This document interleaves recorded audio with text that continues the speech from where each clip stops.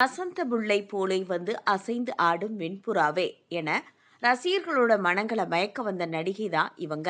சிறந்த நடன கலைஞர், நாயகி, வில்லி, நகைச்சுவை, குணச்சித்திரம் என பன்முகத்தன்மையை காட்டிய நடிகை இவங்க.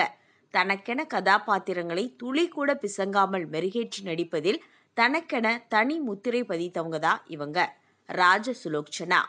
ஒரே நேரத்துல தமிழ், தெலுங்கு மொழி படங்களை நடித்து கொடிகட்டி பறந்தாங்க. எம்ஜிஆர், சிவாஜி, தெலுங்கில் என்டிஆர், கன்னடத்தில் ராஜ்குமார் என அனைத்து முன்னணி நட்சத்திரங்களுடனும் நடித்து தனது யதார்த்தமான அபார நடிப்பை வெளிப்படுத்தினாங்க. 1950களில் நடிக்க வந்த நடுத்தர குடும்பத்தை சேர்ந்த நடிகை. இனிமையான குரலும் மென்மையாக பேசவும் தெரிந்த நடிகை. இவர் பேசும் வசனங்களே இதற்கு சாட்சி.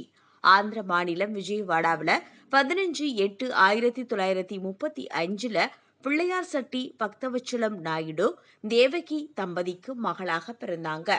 தந்தை பக்தவச்சலம் வெள்ளைக்காரன் காலத்துல சென்னையில ரயில்வே துறையில பணியாற்றினாங்க. பெற்றோர் ஈட்ட பெயர் ராஜீவலோக்சனா. மழலை மொழியில் பள்ளியில் இவர் தன் பெயரை ராஜஸ்லோக்சனா என சொல்லவே அதுவே பெயராயிடுச்சு. தமிழ், தெலுங்கு, மலையாளம், கன்னடம், இந்தி என பன்மொழி படங்கள்ல நடிச்சு பட்டைய கிளப்பினாங்க. தெலுங்கு தாய்மொழியா கொண்டாலும் படிச்சது வளர்ந்தது எல்லாமே தமிழகத்துல தான். இவரது தாய்க்கு நடனம், இசையில நல்ல ஆர்வம் இருந்ததால 8 வயசுலேயே ராஜஸ்லோக்சனாவை வாய்ப்பாட்டு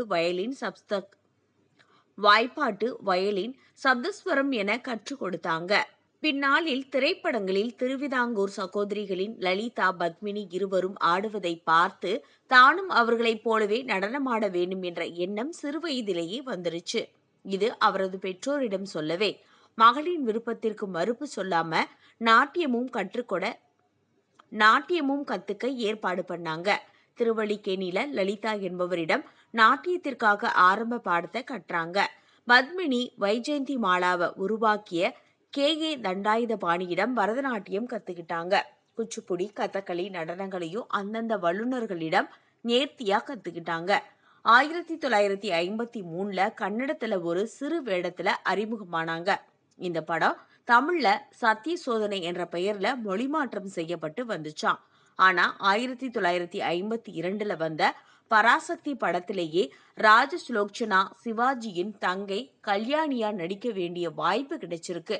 ஆனால் அந்த சமயத்துல அவங்க கர்ப்பவதியா இருந்ததால அந்த வாய்ப்பு ஸ்ரீரஞ்சனிக்கு போயிடுச்சாம். தொடர்ந்து அவருக்கு முதல் படமாக வந்தது ஏ.பி. நாகராஜன் இயக்கத்துல வெளியான நால்வர் படம். தொடர்ந்து மாங்கல்யம், பெண்ணரசி ஆகிய படங்கள்ல ராஜசுலோச்சனா ரசிகர்கள் அனைவரும் கவரும் வகையில நடிச்சிருப்பாங்க. 1955 வெளியான பெண்ணரசி படத்துல ஒரு நாட்டின் அரசியல் நிர்வாகத்திற்கு ஊடுருவி நாட்டின் அமைதியை குலைத்துவிடும் நாட்டியக்காரி ஜீவாவாக பேர் சொல்லும்படியா நடிச்சிருப்பாங்க. பி.எஸ். வீரப்பாவுக்கு ஜோடியாகவும் நடிச்சிருக்காங்க. படத்துல ஈ.வி. சரோஜா, சூரியகலா என 2 கதாநாயகிகள் இருந்தும் நாட்டியக்காரி ஜீவாவின் நடனத்துல தான் ரசிகர்கள் எல்லாருமே சொக்கி போனாங்க. அப்போதைய காலகட்டத்துல இவங்கள பார்க்கணுன்ற ஆசையில ரசிகர்கள் இவங்க வீட்டு வாசல்ல குவிஞ்சு கிடப்பாங்களாம். மர்ம வீரன், அறிஞர் அண்ணாவின் ரங்கோன் ராதா, எம்ஜிஆருடன் குலேபாகாலி ஆகிய படங்கள்ல நடிச்சிருக்காங்க. சிவாஜியுடன் அம்பிகாவதி படத்திலையும் நடிச்சாங்களாம். 1955 வெளியான டி.ஆர். ராமண்ணா இயக்கத்துல வெளியான குலேபகாவலியில தன்னோட வசீகரமான சிரிப்பாலும் சொக்க வைக்கும் பார்வையாலும் ரசிகர்களை இருக்கையை விட்டு எழ முடியாத அளவுக்கு கட்டி போட்டிருப்பாங்க.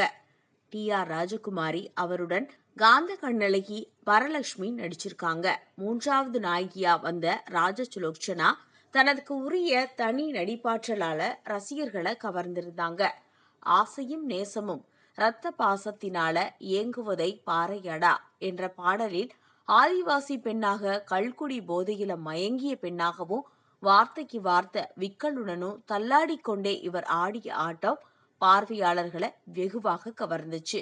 1958 வெளியான தை பிறந்தால் வழி பிறக்கும் படத்துல எஸ்.எஸ்.ஆரின் தங்கையா நடிச்சிருந்தாங்க. படம் மாபெரும் வெற்றி பெற்றது. இதுல தை பிறந்தால் வழி பிறக்கும் பாடல் பொங்கலின் சிறப்பை வெளிப்படுத்தும் விதத்துல அமைஞ்சிருந்துச்சு. சிறுநீரக பிரச்சனையினால உடல்நல குறைவால 98வது வயதுல 2013 காலமாயிட்டாங்க. அழகியாக இருந்து வில்லியாக மாறிய நடிகை ராஜசுலோச்சனா வாழ்க்கையில் கடந்து வந்த பாதைகளும் விபத்துகளும்